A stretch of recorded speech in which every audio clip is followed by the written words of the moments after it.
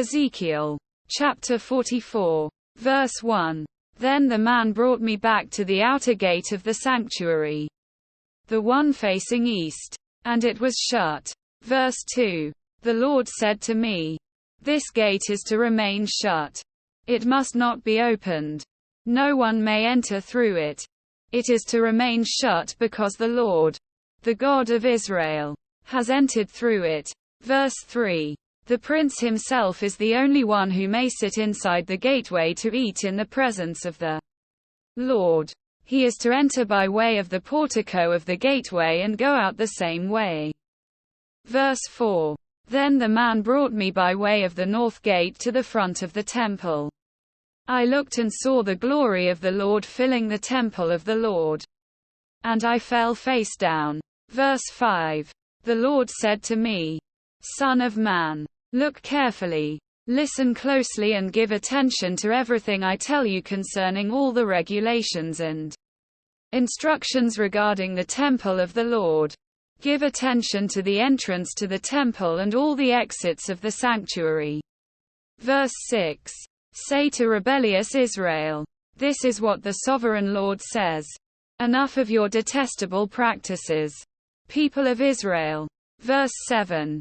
In addition to all your other detestable practices, you brought foreigners uncircumcised in heart and flesh into my sanctuary, desecrating my temple while you offered me food, fat and blood. And you broke my covenant.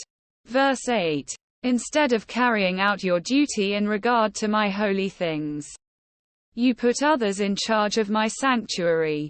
Verse 9. This is what the sovereign Lord says. No foreigner uncircumcised in heart and flesh is to enter my sanctuary. Not even the foreigners who live among the Israelites. Verse 10. The Levites who went far from me when Israel went astray and who wandered from me after their idols must bear the consequences of their sin. Verse 11. They may serve in my sanctuary, having charge of the gates of the temple and serving in it. They may slaughter the burnt offerings and sacrifices for the people and stand before the people and serve them. Verse 12. But because they served them in the presence of their idols and made the people of Israel fall into sin, therefore I have sworn with uplifted hand that they must bear the consequences of their sin, declares the sovereign Lord. Verse 13. They are not to come near to serve me as priests or come near any of my holy things or my most holy offerings. They must bear the shame of their detestable practices. Verse 14. And I will appoint him to guard the temple for all the work that is to be done in it. Verse 15.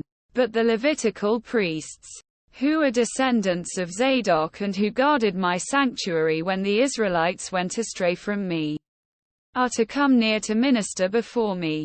They are to stand before me to offer sacrifices of fat and blood, declares the sovereign Lord. Verse 16. They alone are to enter my sanctuary.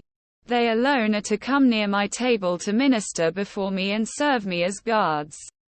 Verse 17. When they enter the gates of the inner court, they are to wear linen clothes.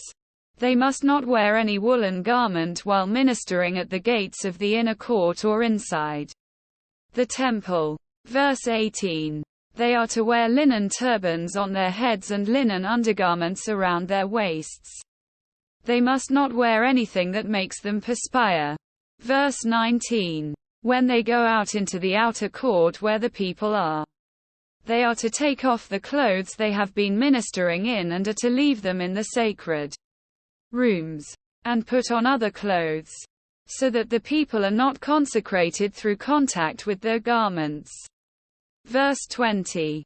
They must not shave their heads or let their hair grow long, but they are to keep the hair of their heads trimmed. Verse 21. No priest is to drink wine when he enters the inner court. Verse 22. They must not marry widows or divorced women. They may marry only virgins of Israelite descent or widows of priests. Verse 23. They are to teach my people the difference between the holy and the common and show them how to distinguish between the unclean and the clean. Verse 24. In any dispute, the priests are to serve as judges and decide it according to my ordinances. They are to keep my laws and my decrees for all my appointed festivals. And they are to keep my Sabbaths holy. Verse 25. A priest must not defile himself by going near a dead person. However, if the dead person was his father or mother, son or daughter, brother or unmarried sister, then he may defile himself.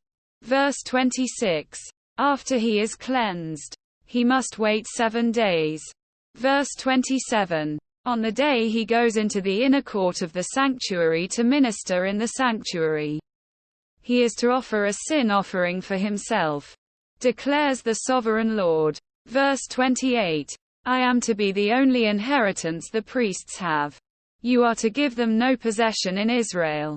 I will be their possession. Verse 29.